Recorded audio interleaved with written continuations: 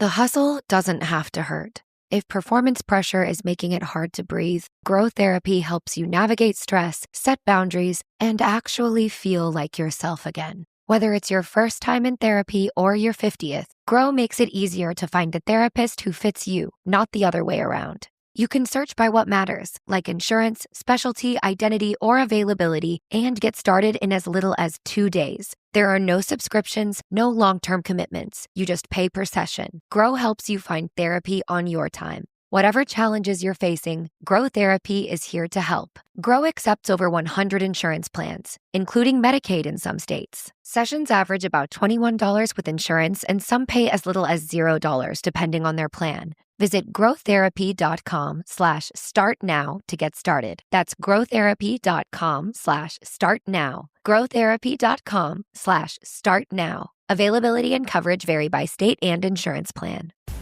The Bleacher Report app is your destination for sports.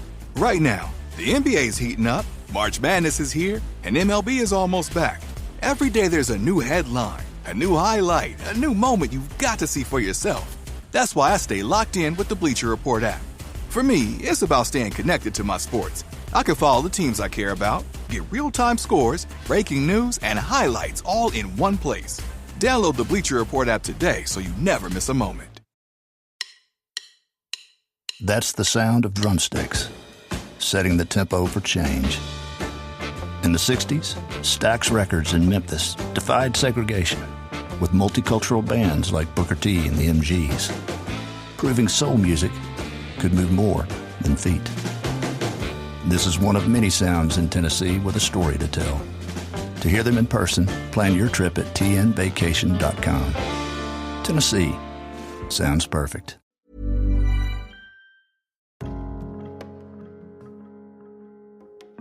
Welcome back, everyone, to Mindful Mondays.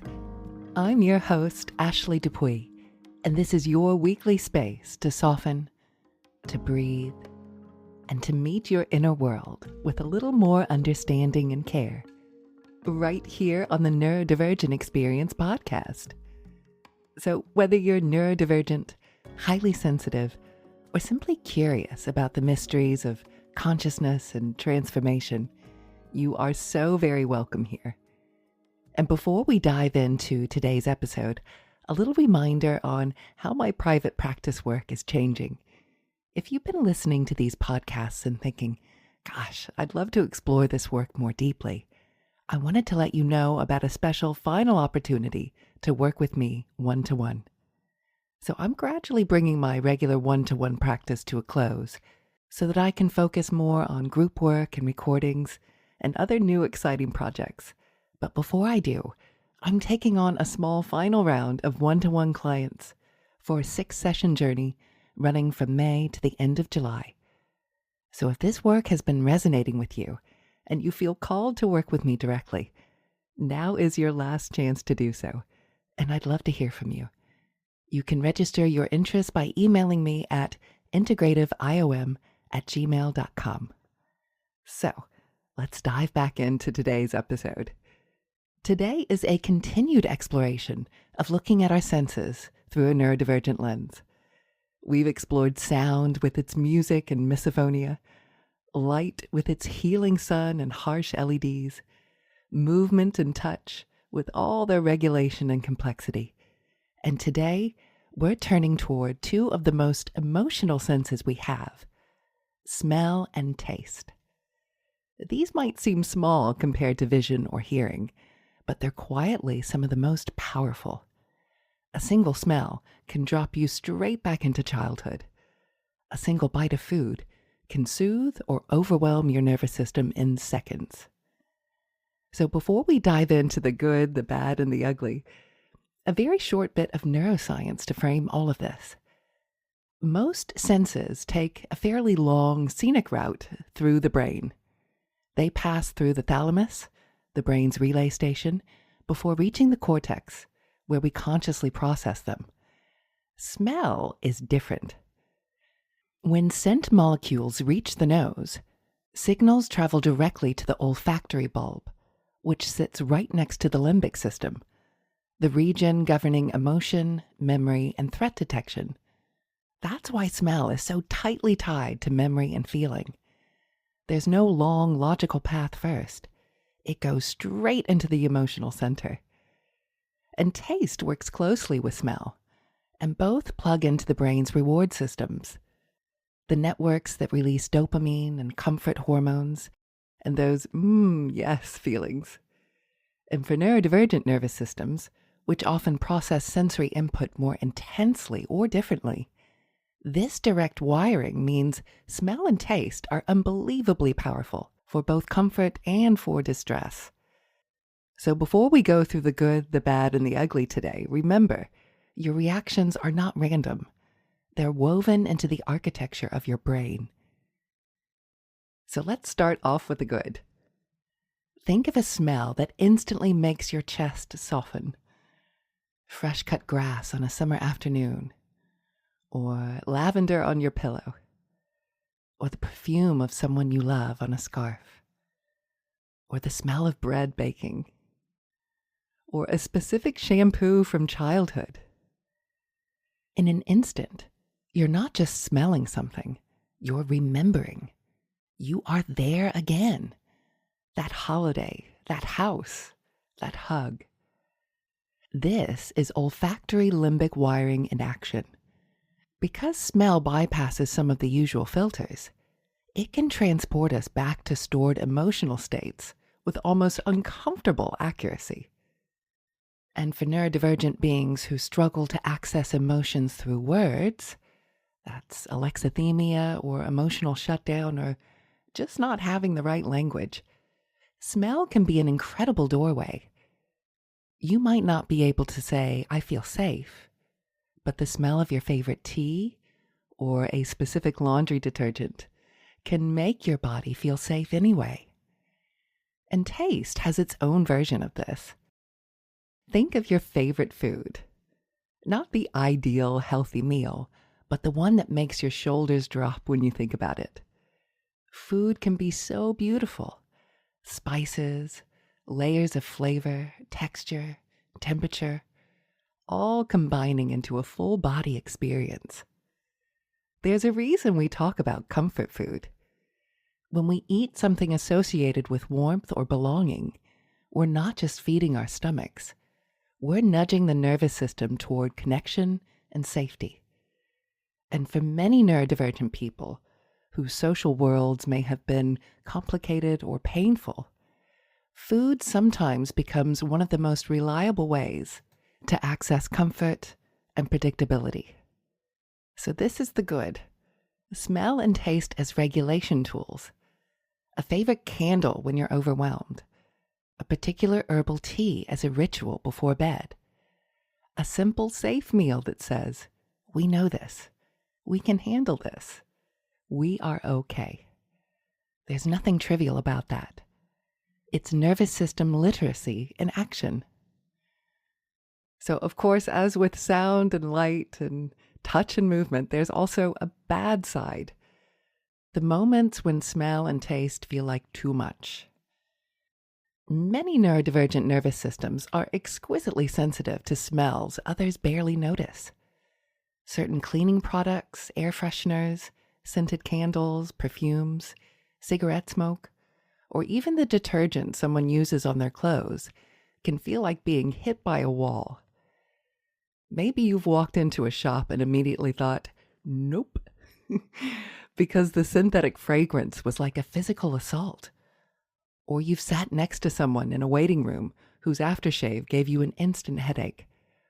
Or you've noticed body odor, bad breath, or pet smell long before anyone else does.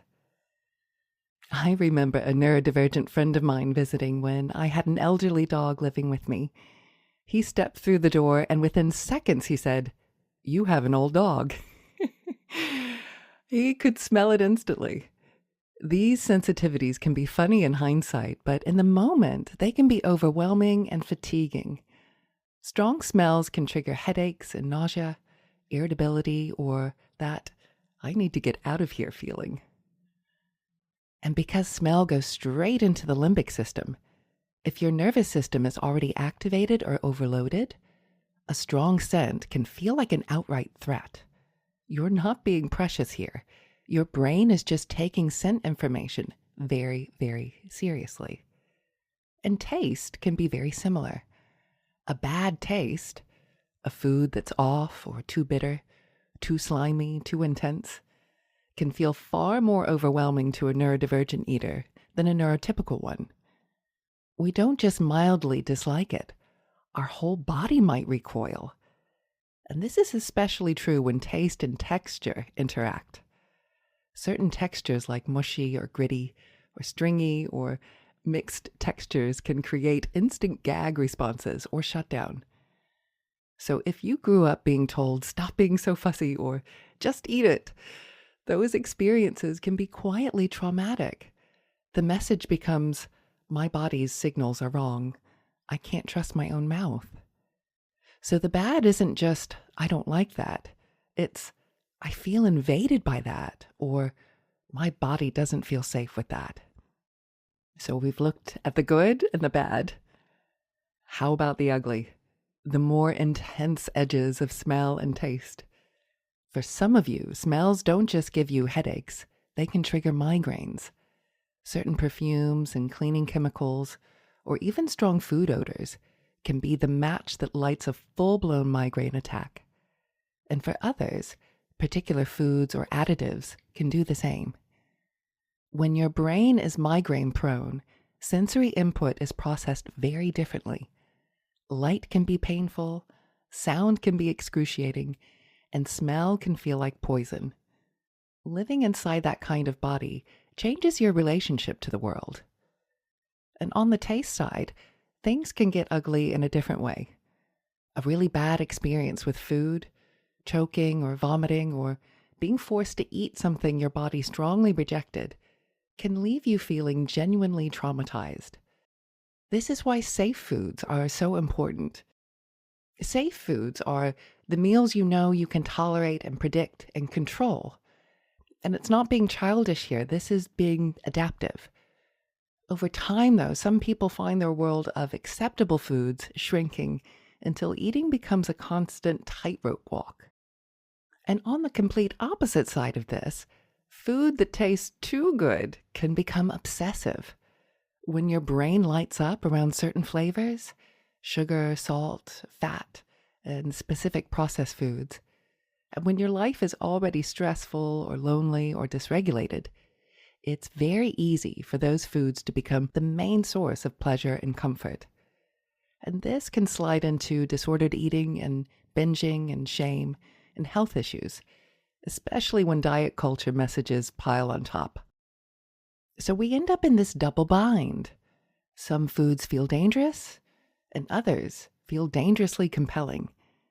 And then we blame ourselves for what is, at its root, a nervous system trying to regulate and a brain trying to find relief. If that's you, you are not weak. You are not greedy. You are human. Your system is reaching for what works, even if it has side effects. So how about when our senses cross wires? This is the perfect time to mention synesthesia, where our senses crosstalk or blend. Some people can literally taste words, and others can see sounds as colors, or feel textures when they hear music, or associate specific smells with numbers or days of the week. Synesthesia can involve any of the senses, including smell and taste. And for some, it's delightful. Music tastes sweet, and certain names smell like cinnamon. But for others, it can be distressing. Specific sounds can taste bitter, or certain words smell unpleasant. We don't often talk about this much, but many neurodivergent people experience mild synesthetic tendencies, like associating specific people with particular flavors, or feeling like certain emotions have taste. Again, this isn't weird. It's just another way a richly wired brain experiences the world. So we've also been weaving the literal and metaphorical parallels throughout this senses series, and smell and taste give us some beautiful ones. So we talk about taste not only in food, but also in preferences and behavior. She has good taste in music. That outfit is in poor taste. The way he spoke to that waiter was in bad taste. Taste is technically subjective. One person's trash is another's treasure, but we often project absolutes onto it. And this mirrors what happens with actual eating. We treat our own taste as right and often feel judged or shamed when it doesn't match the cultural norm. And smell can show up in metaphor as intuition and discernment. Something smells fishy here, or he sniffed out the real reason, or she was sniffing around the wrong person. We use olfactory language to describe emotional or social scent tracking. And in a sense, that's what many neurodivergent people do incredibly well, picking up on the subtle cues, inconsistencies, or atmospheres that others miss. You sniff out dynamics in a room the way a dog sniffs out rain. So when you think about your own sensitivity to literal smell and taste, it might be worth asking, where else do I have good taste or good nose in my life? Where is this sensitivity a burden? And where is it actually a kind of wisdom? So, given all of this, what do we do? The temptation is often to swing to extremes, either resign ourselves to a shrinking world of safe foods and environments, or push ourselves brutally in the name of flexibility and end up re-traumatizing our nervous systems. So the invitation here is to be gentle with ourselves as we work on cognitive flexibility around food and smell. And that might look like honoring safe foods as valid, especially on difficult days, but then also experimenting with tiny expansions when your nervous system is regulated, adding one new element to a familiar dish, or taking one mindful sniff of a previously overwhelming scent and then stepping back, and noticing which smells and tastes genuinely support your regulation and deliberately weaving them into your routines, and being honest about foods or environments that reliably dysregulate you, and then reducing exposure where possible, without shame. And for those of you who recognize yourselves in the food tastes so good it becomes obsessive category, flexibility might mean adding more sources of comfort and reward into your life so that food isn't carrying the whole load. It's not about taking pleasure away. It's about giving your nervous system more options. And as always, we remember our core framework of state, story, and strategy. When your state is highly activated, smells and tastes will feel more extreme. And the stories you carry, I'm just fussy, or I have no self-control, or I'm broken around food, these will all shape how you interpret those reactions. The strategies that actually work will be the ones that respect your biology and your lived experience, rather than fighting them. So the goal here isn't trying to fix anything. You are gathering data. Learn your sensory profile the way you'd learn a dear friend's preferences. Because ultimately, that's what this whole series is about. Turning toward your beautifully wired, sometimes overwhelming, sometimes exquisite neurodivergent nervous system and saying, I want to know you. I want to understand how you work so that we can walk through this together with a little more grace and presence. So before we move into today's guided practice, if you are currently driving or operating heavy machinery, please ensure to pause the recording now until you can safely come back into stillness.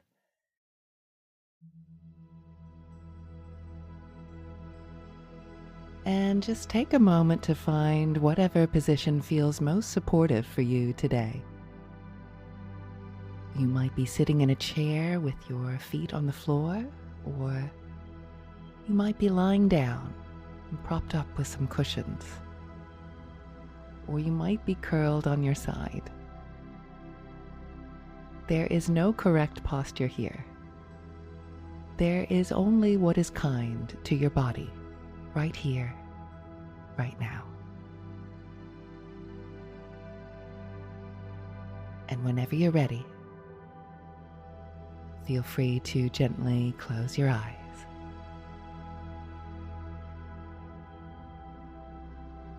And let's start with a deep breath in through your nose and letting it out through your mouth with a sigh.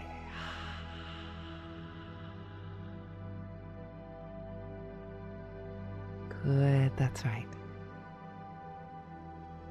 Let your shoulders drop.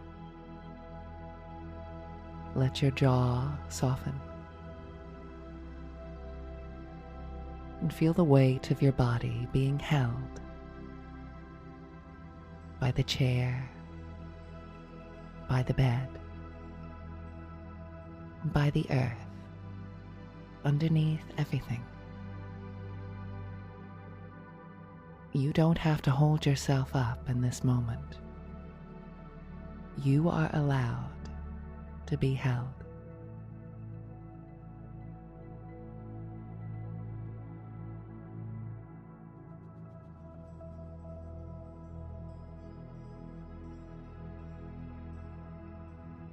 And let's just take a moment to orient yourself.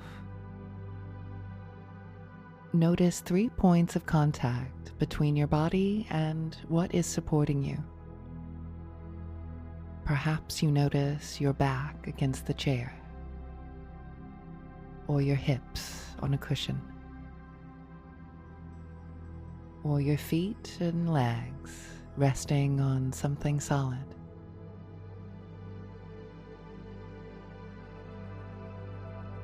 Now let's notice 3 sounds in your environment. They might be nearby: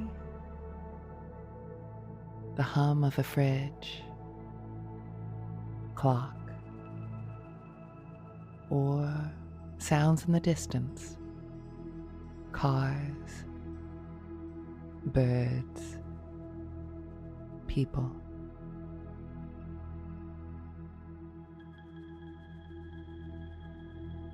Just let your nervous system register, I am here, in this room, right now. And for these next few minutes, I am safe enough to explore.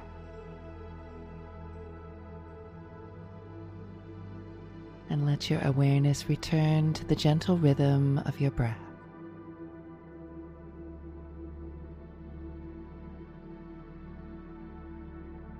And let's begin with the sense of smell. We're going to work with your beautiful imagination now, with memories that you choose. So bring to mind a smell that for you feels safe or comforting. It might be fresh cut grass in summer, a favorite tea or coffee, fresh laundry, a familiar shampoo or soap, or the smell of rain on dry ground.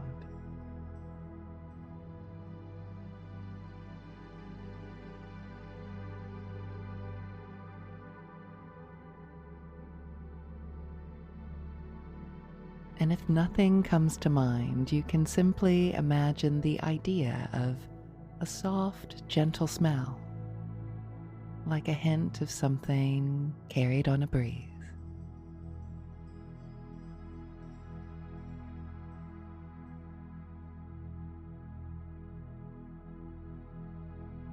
And now imagine that this scent is very faintly present in the air around you now. Just enough that if you lean in with your awareness, you can catch it.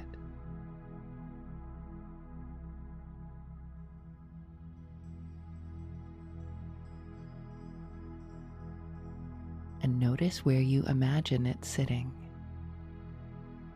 Is it right under your nose? Or drifting in from one side? Or is it filling the whole space?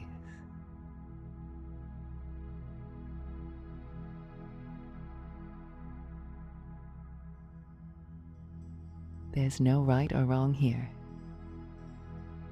You're simply allowing your brain to recreate the sensory trace of something it already knows.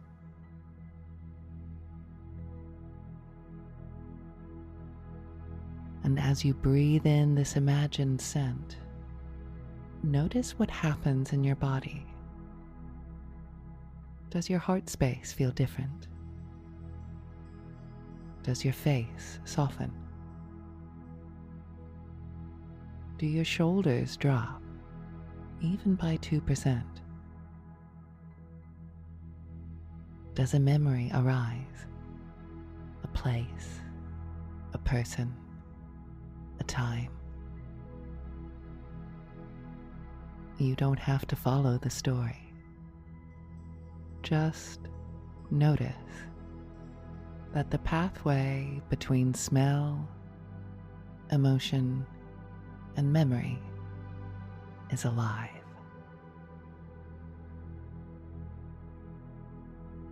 And for a few breaths, just stay with this imagined scent.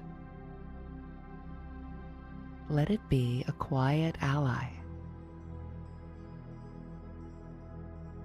And if at any point it becomes too much, you can change the scent or imagine it fading away like mist in sunlight.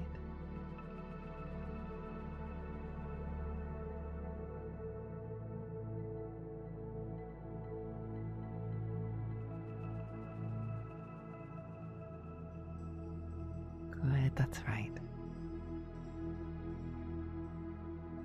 And now we'll invite taste into this inner landscape. Again, purely imaginal. Bring to mind a food or drink that feels kind to you. Something your body recognizes as safe. It might be a favorite warm drink, a simple meal you've loved for years, a childhood treat, or maybe even a plain, predictable food that your system relaxes around. We're not thinking about whether it's healthy or ideal here. We're just looking for something that, when you picture it, makes your body soften a little.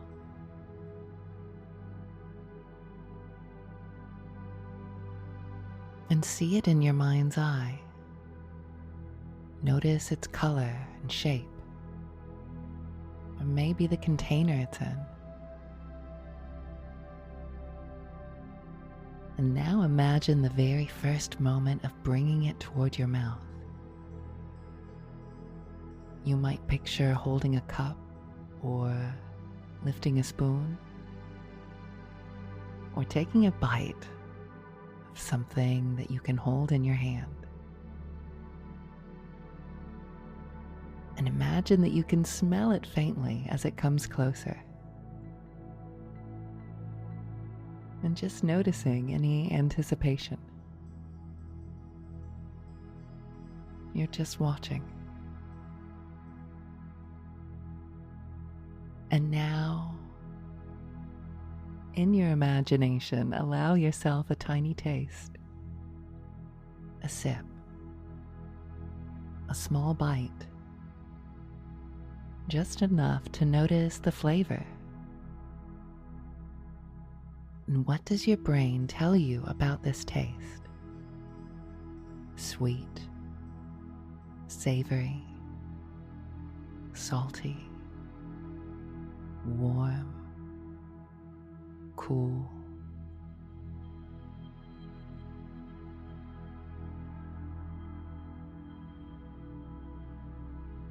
And where do you sense it the most? On the tongue, or the roof of the mouth, or the back of the throat?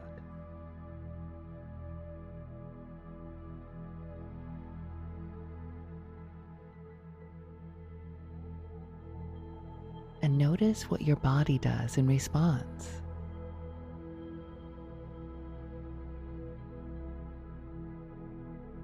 Does your jaw soften or clench? Does your stomach feel calmer or more alert? Does your breathing change at all?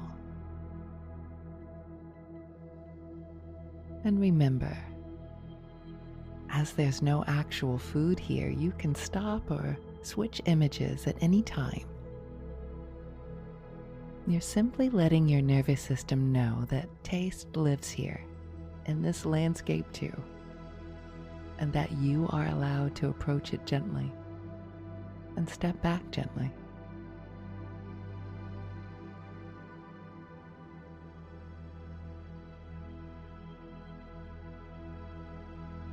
And if the taste you choose feels nourishing, you might imagine taking another slow, small sip or bite. Just let the imagined flavor sit on your tongue for a moment and then fade away.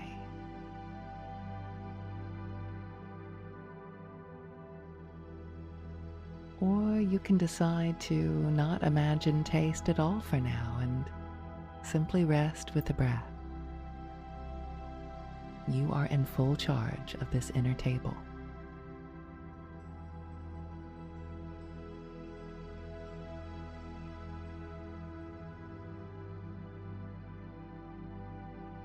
And as smell and taste are deeply linked with memory, we're going to weave them together now in a way that feels resourcing.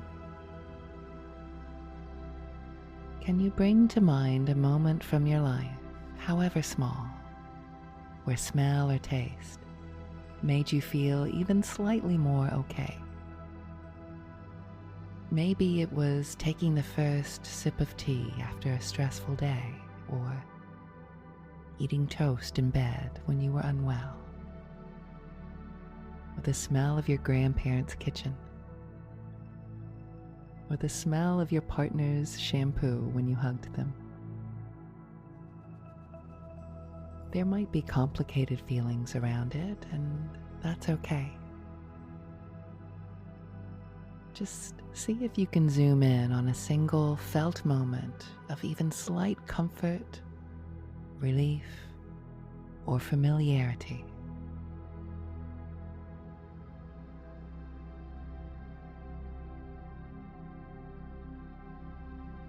And then allow the scene to become a little more clearer in your mind. Where were you? Indoors or outdoors? And what time of day was it? And what was the light like?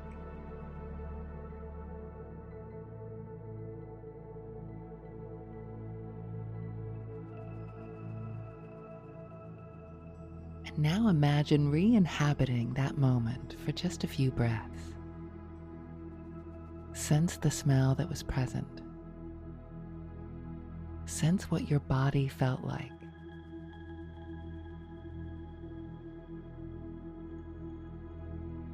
You're simply borrowing some of that sensory code and letting your nervous system remember.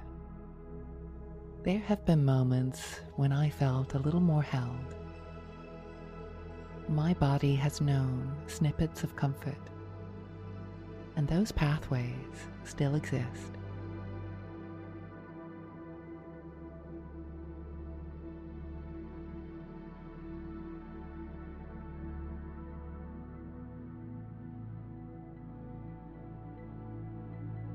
Good, that's right. And now dropping all effort and just returning your attention to the simple feeling of your breath, in and out, and noticing your body's contact with the surface beneath you, supporting you. And notice the temperature of the air on your skin. You've just let your nervous system play with smell and taste in the safest way possible, through memory and imagination, at your own pace. And before we finish, just take a moment to silently thank your body for any information it gave you about what feels soothing and what feels overwhelming, and the memories that are linked to your senses. And you might like to place a hand over your chest and quietly say, I'm learning how my senses work. I'm learning what helps me. I'm allowed to go gently.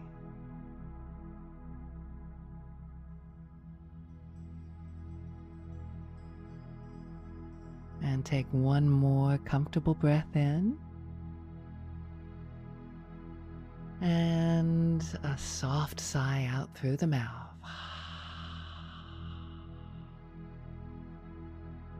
And begin to wiggle your fingers and toes.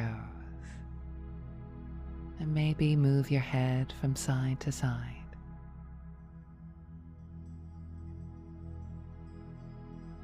And whenever you're ready, and not a moment before, you can feel free to gently open your eyes. Thank you so much for joining me this week on Mindful Mondays, and for being willing to explore the quiet power of smell and taste, those ancient emotional senses that shape so much more than we realize. And if today's practice landed with you, you'll find many more ways to work with your nervous system over on my Insight Timer channel. Just search for Ashley Dupuy. That's Dupuy. There you'll find my Nervous System Regulation Mastery course, my Morning Mind Mastery course, guided practices like today's, yoga nidras, and bedtime stories. And as a reminder, my usual one-to-one coaching is winding down. So if you'd like to take this final opportunity to work with me one-to-one, make sure to reach out to me via email on integrativeiom@gmail.com. So we've just explored the senses of sound, light, movement, touch, smell, and taste, and all of the ways they shape a neurodivergent life. And next week on Easter Monday, we'll be playing a favorite episode from the last 6 months. And the week after that, we begin a whole new season inspired by the book I'm writing, From Mask to Map. What happens when we organize our whole selves around being too much or too little, and how we start to find our way home to something more authentic. I can't wait to share it with you. Until then, remember, we are all just walking each other home.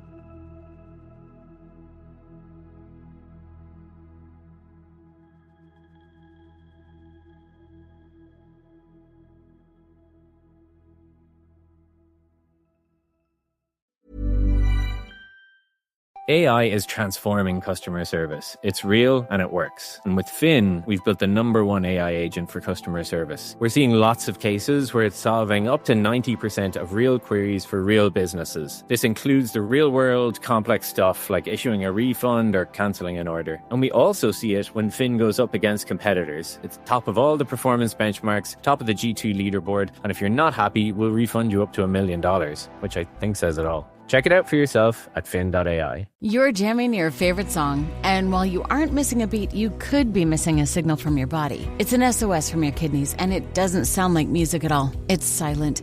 High blood pressure, type 2 diabetes, and other risk factors can quietly stress the kidneys, leading to negative impacts on the heart. That's why you should ask your doctor about a simple urine test called UACR. Most miss the signal for hidden kidney disease and related heart risk. You shouldn't. Visit detectthesos.com today to learn more.